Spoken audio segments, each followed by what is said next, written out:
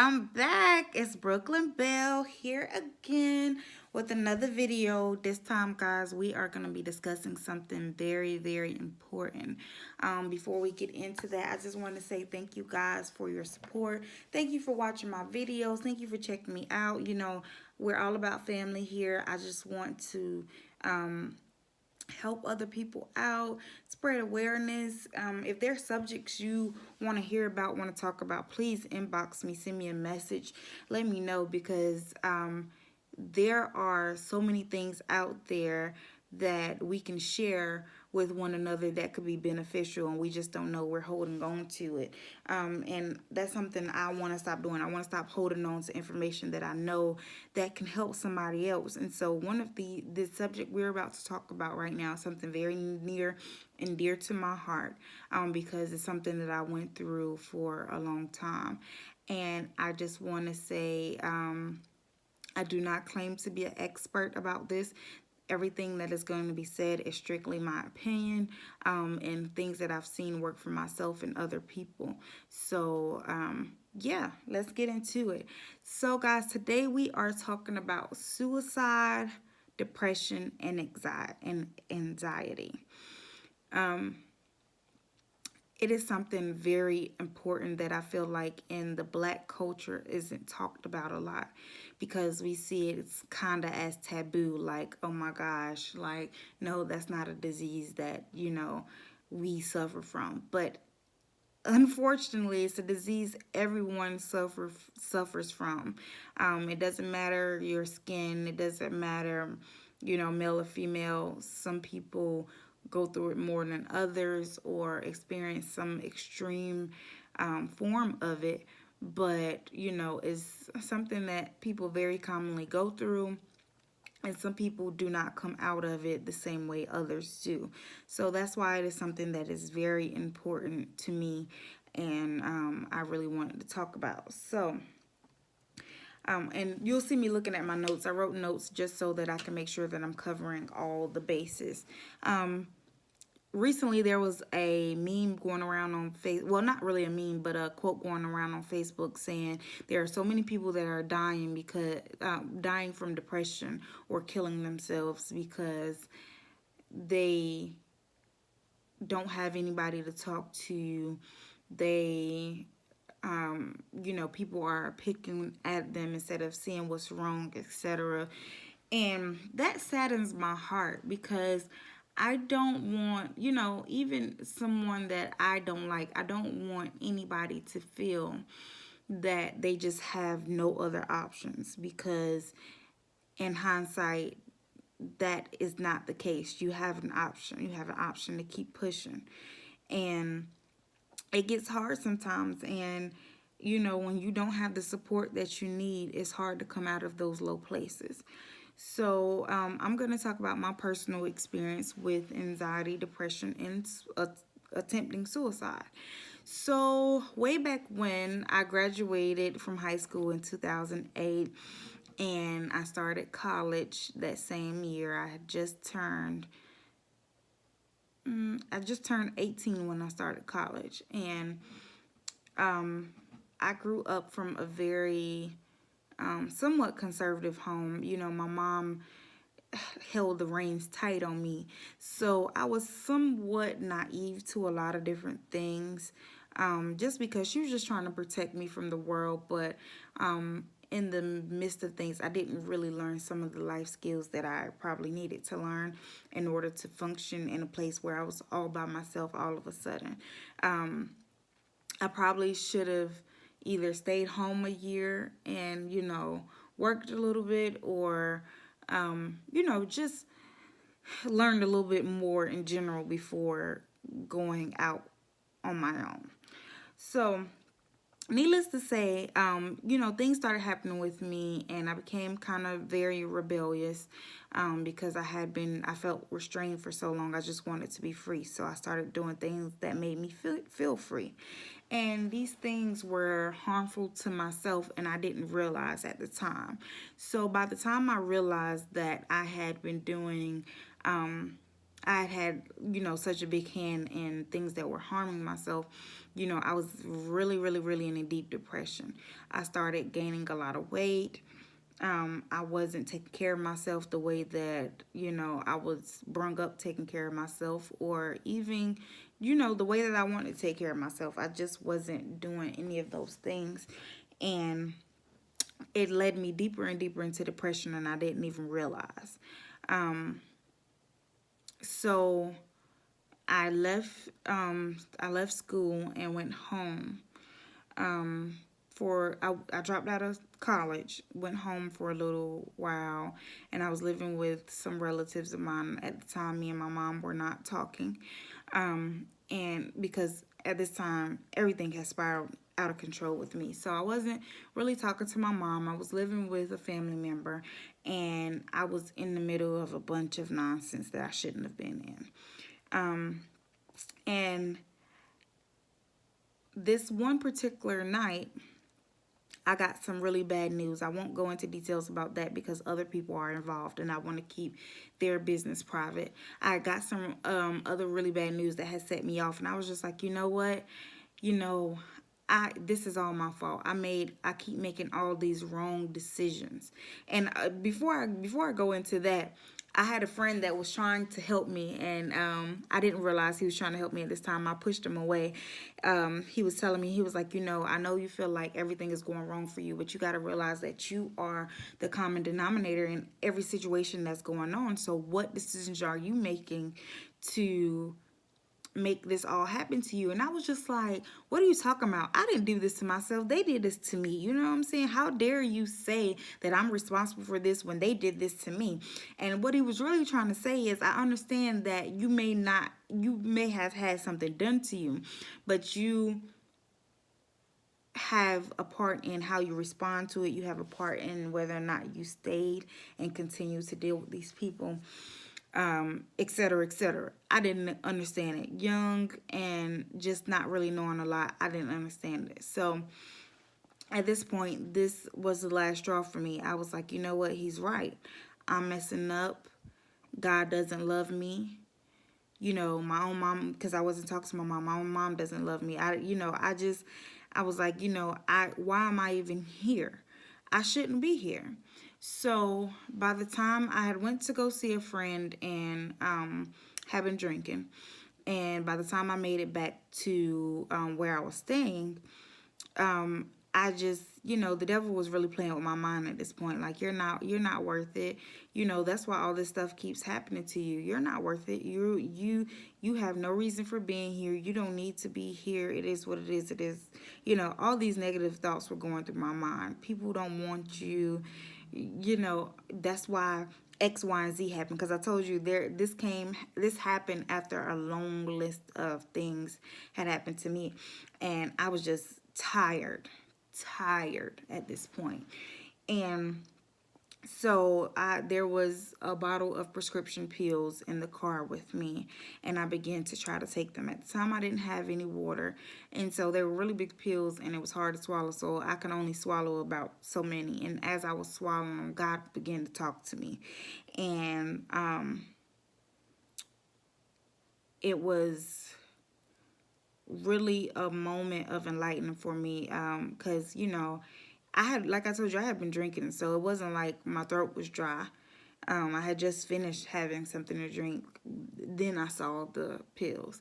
And I say all the time it was nothing but God, because after I took a few pills, maybe about 6 or 7, it started becoming really difficult for me to swallow.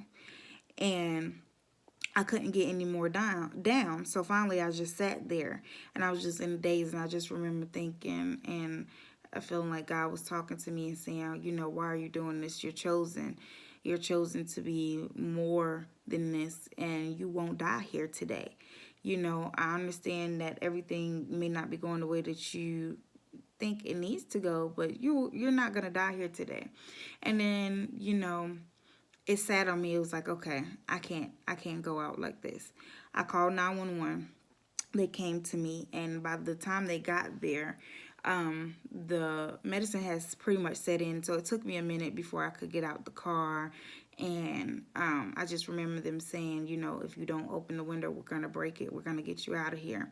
And so finally I snapped out of the daze, and I got out of the car, got into the ambulance, and, you know, from then on they, you know, evaluated me, and I ended up being sent to a behavioral health center where I stayed for a week. And guys, when I got there, oh my gosh, I cried so bad the first few days. I couldn't get out of bed. I just had it. I had had enough. And you know, throughout the, and I was very resistant also. I didn't want to go to any of the workshops. I didn't want to talk to the counselor. I didn't want to get the help that I obviously needed at the time. And then so towards the end of the week, I started, you know, participating and finding these coping skills to help me get through what I went through. So I tell you all that to tell you this. You know, I've been suicidal before, had thoughts of hurting myself numerous times before that. Even after that, being released from the hospital, I had thoughts of hurting myself. And had on and off depression, and then later anxiety, really bad later. So all of this stuff that I'm talking about and I'm telling you about is very near and dear to my heart, because I was there. I've been there. I've gone through it and was able to come out, you know, by the grace of God. And so I want you to know that you are not alone with this. This happens to more people than you think of. And then, you know, for me, a lot of people, when they found out about what happened to me and what I did, they were like, I just can't believe that you did that. You're so smart. You're so this. And I'm like, listen, I'm a human. I'm a human being, and I have real problems. I've been through real things. I've gone through things that you wouldn't even imagine. So don't let the outer exterior, you know, fool you. Just because you have this image of me in your head doesn't mean that I haven't been through things. I have, okay? So I'm gonna start out with the signs. Signs I didn't notice about myself, you know, till later reflecting back on it. I started being very withdrawn from people. I was not like, you know, I was living with some family, but I was not really interacting with them. Bare minimum. When I come in, I would say hey, and I leave, I say bye. Other than that, I would be shut up in my room. I didn't want to deal with anything unless I just really wanted to in that moment. I was, you know, didn't really want to go to work. I knew I had to because I needed to be able to survive, but it would take me so much to get out of the bed in the morning. I was feeling tired all the time, even though I was getting sleep. I was sleeping a lot when I wasn't working, and it just all was coming down on me at one time. So leading that week leading up to me attempting to commit suicide, I had all those symptoms, and I was very withdrawn, didn't know what was going on with me. I just didn't want to deal with anything, anybody. And when I found out that bad news, it was just the camel, the straw that broke the camel's back. It was just like, yeah, this is too much. I can't continue to deal with all this stuff. So, and then, so that's the depression part. The anxiety didn't come later. I went through a situation where I was in a relationship, and I moved away, far away from my family, and the person that I was with, physically abused me, and that gave me great anxiety because I had never been put in that position ever before, and I just didn't know what to do because I was committed to this person. You know, here I am. We're living together. We're building a life together, and you've put me in this place. And so it started to give me great anxiety. I would feel chest pains, tightness, all of a sudden. All of a sudden, I would have to run out of work because I would feel like the walls were closing in on me, and the only thing I could do would be to go outside into some fresh air, let the fresh air hit me to calm me down. When that happened, I knew I had a problem.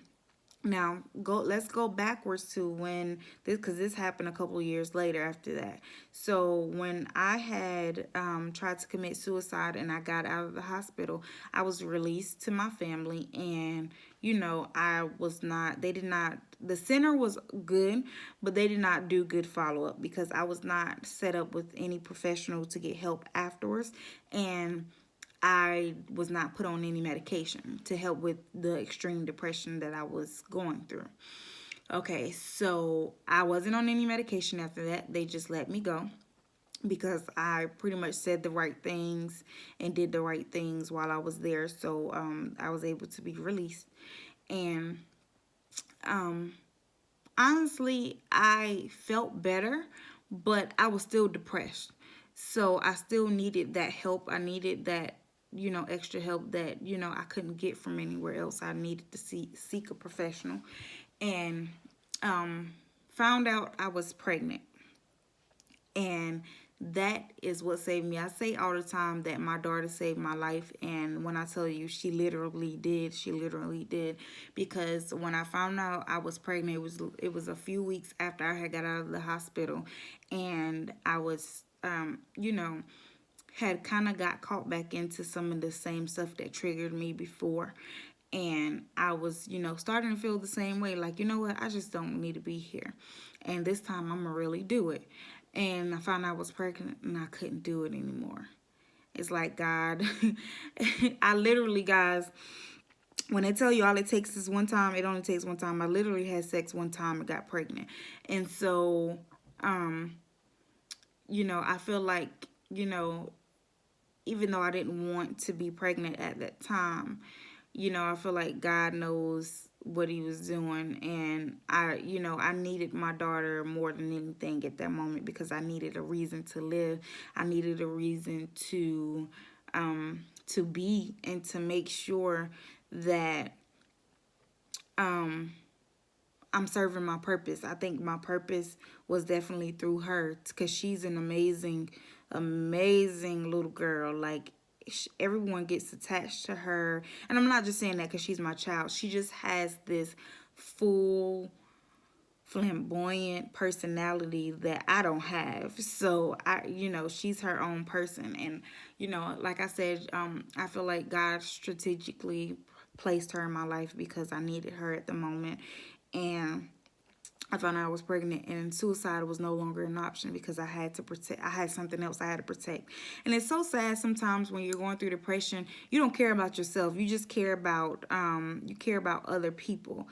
And my daughter, I cared about my daughter. Like, I had to protect her even though she was inside of me and I wasn't holding her yet. I just knew there was something special going on inside of me and I could no longer harm myself. So that's one of the things I will say that is important to do when you're in a depressed mode.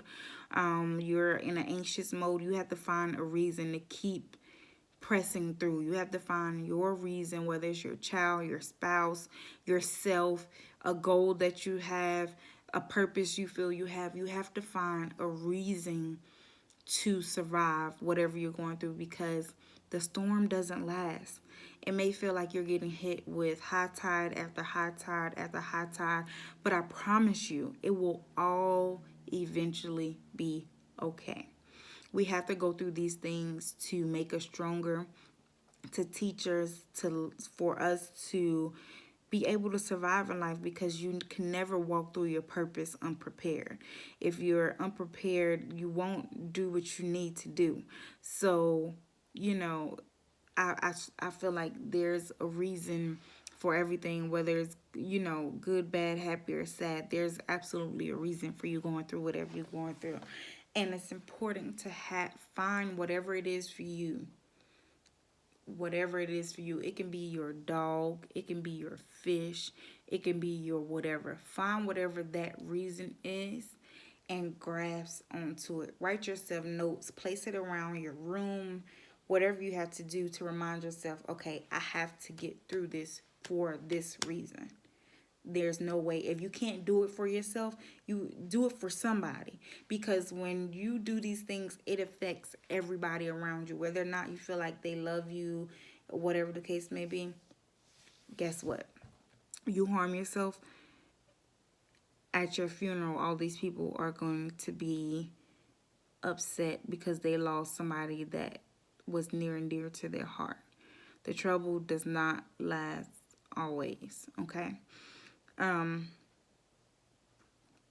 And then, I want to talk to people who may not go through depression in that way. Everybody, sometimes people just have sad days. They don't necessarily get depressed. But you want to pay attention to your family members, because even if it's somebody who, like me, people would have never thought would have tried to commit suicide, it is very important to be aware of your family. Like, if you start noticing them being withdrawn, they might just need their space, but on top of that, it may be something even more serious. You never know. So you want to check on your family members and see how they're doing. Reach out, be like, listen, I just want to check on you. Is there anything wrong?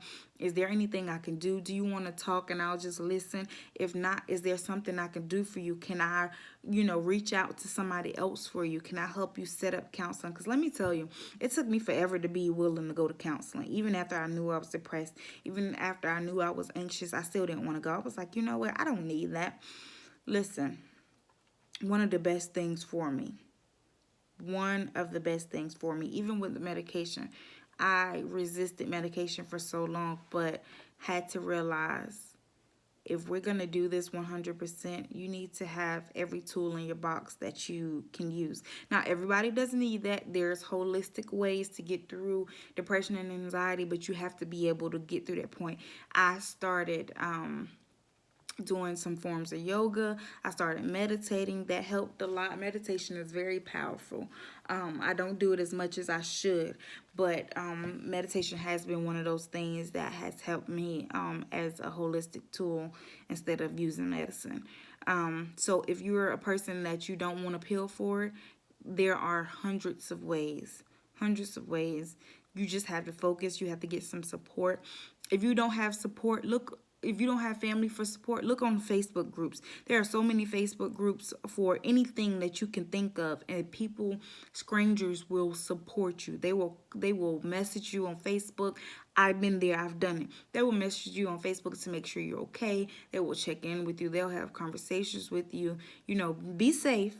Don't go out and meet somebody you're uncomfortable meeting or anything like that. But, if you need that support and you can't get it from your family, find a way. Make friends.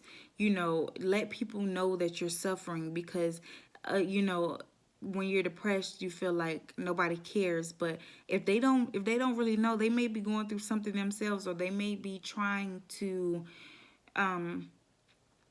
focus on something else. And it's not that they don't care. They just aren't noticing the signs that you need help. Let someone know that you're suffering. You do not have to suffer alone. Go to a church. Go to anywhere you can find help. Let people know you need help, and someone will help you. I promise. One of the biggest things that got me through everything that I was going through was praying to God. If you're one of those people who aren't comfortable talking to people about your situations, I would just sit there and have conversations with God like, we were just friends hanging out. And that helped me get through a lot, like just putting a voice to it. You internalize all these feelings and you're feeling all this way, and it starts to feel like every word starts to feel like sharp pains, like somebody stabbing you in the heart. And you don't realize when you talk and you speak, you release these things. You release it. You know what I'm saying? And I saw on, I think it was Ayana show, she dug a hole in the ground for a guy. Dug a hole kind of a little bit deep, not real deep, deep enough for him to put his head down in it. And she told him to speak everything that he wanted to into this, that he felt about himself, that he felt about situations, and then to put the dirt back over and bury it so it's gone. You have no idea how powerful that is. Being able to put a voice or a label on what you're feeling, and to be able to be like, to know what it is and to own it and be like, okay, I feel this way. This is, I feel betrayed. I feel this, I feel that. put a label on it so that you can leave it there and walk away from it. You can work through your feelings, because if you just internalize it, it never works out good. When you internalize and internalize and internalize, it just builds up in you. It causes you great anxiety, causes your heart to beat fast. It comes out in anger. It comes out in eating more than you should. It comes out in pushing people away, all kind of different ways. I pushed plenty of people away because I was so depressed. For a long time I didn't have any, close friends anymore, because I couldn't be a friend. I couldn't be a friend, and I couldn't, I couldn't accept having friends, really, because there was so much going on within myself that, I just couldn't deal with anybody else at the time, other than, having a spouse or whatever the case may be. So those are some really good things to look into. And I just really want you guys to find some support. Be that support for somebody. Find coping skills for yourself, whether it's writing, whether it's music, whether it's the gym, being out in nature. Being out in nature helps a lot for me. When I'm feeling overwhelmed, just being outside, whether it's hot, it's cold, whatever, getting fresh air brings me down for whatever reason. And I know it works for a lot of other people. Writing poetry, that's something I hadn't done in a long time. I used to write song lyrics over instrumentals and stuff, with telling my feelings, and even though I never showed anybody but me, that was great help for me. Journaling helps. Going somewhere in a secluded area and screaming. Hey, whatever you need to do it. Pray. Talk to God. Ask Him to bring you the support that you need. Go on these Facebook groups, suicide awareness groups. Call the suicide hotline. You can Google the number. I'm sorry I don't have it. I meant to actually bring it on here today. But talk to someone. Get it off of your chest. It helps. It's therapy. And whether you want to admit it or not, there are all forms of therapy, and people have made the one where you go to a professional and talk to them, they think you're crazy or whatever the case may be, or it's not beneficial. Give it a shot first. I say go to 5 to 7 therapy sessions first, and then decide whether it helped you or not. Because let me tell you, you have no idea the tools that they have out there to help you, but you have to seek it. You have to seek help. You have to let someone know. You have to be that support for your loved ones. You have to be open to what they need. Please do not make anyone feel like they're crazy or they need to just get over it, because you don't know what these people are feeling. If somebody could get through depression or PTSD or anxiety by themselves, they would, because they hate feeling that way. It's not a good feeling at all. So please don't be one of those people that tries to minimize how someone is feeling, because you don't know until you experience it for yourself. And if you've never been in that position, then you can't tell that person how to feel. Okay, so yeah, so that's my little tidbit, y'all. I want to spread love. I want to spread peace. I want us to be there for each other. Please, anybody, let me know if you have no one there to help you. If you need someone to talk to, I am here. By all means, message me, inbox me. I will do whatever. I will point you into resources that I know of, and let you know more about my experience if you need to, and just be that listening ear for you, because I want to be there for somebody, because I needed somebody when I was going through what I was going through. And unfortunately, my family wasn't aware of how bad I was suffering until after the fact, and they were very devastated and kind of blamed themselves a little bit, because they were like, we would never want you to feel the way that you're feeling, like you shouldn't be here. We love you. And a lot of times people forget. So love on somebody today. Hug your loved ones, kiss them, tell them you're there if they need something, send them random quotes. Do something, because you never know when you may need it, and you never know when that person may be needing it. So that's it. That's all from me today, guys. Thank you so much for tuning in. Remember, if you to subscribe to my channel and like this video if you enjoyed it. Share with people that may need it. And I will look forward to talking to you guys soon. And my next video, I actually don't know what my next video is going to be. I think I'm going to do another more complicated fall look on my next video. So we'll see. I'm going to surprise y'all next time. I'm gonna try to make it a little fun. Hopefully we'll get some more music on, and I can figure out what to do to make these videos go a little bit quicker. So thanks for tuning in, guys. I love you. Love yourself. Love someone else. And take care. Bye. Oh, don't forget to follow me on Brooklyn Belle TV, Instagram, Facebook, and on my YouTube channel. Thank you so much. Have a blessed day, guys. Bye.